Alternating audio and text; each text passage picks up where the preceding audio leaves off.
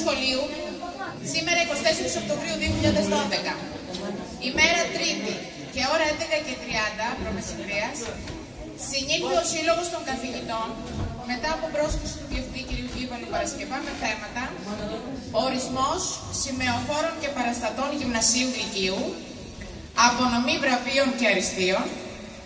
Ο Σύλλογος, αφού έλαβε υπόψη του τις σχετικές διατάξεις, ορίζει από τους μαθητές του γυμνασίου σημεοφόρο των γυμνασιακών τάξεων του σχολείου, το μαθητή Αρβανίτη Δημήτριο του Διονυσίου, κρίθηκε άξιος προαγωγής με βαθμό άριστα 19 και 16 20.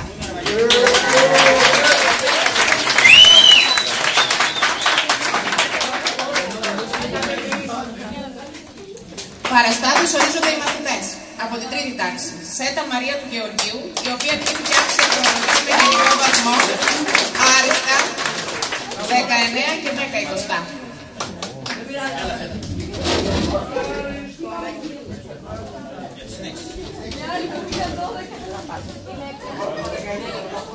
Και Σμέτς Μπρούς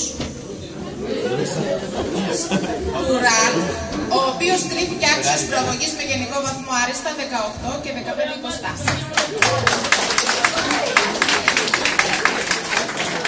Από τη β' τάξη ορίζονται οι μαθητές Γεωργοπούλου Μαρία του Βασιλείου, η οποία κρίθηκε άξια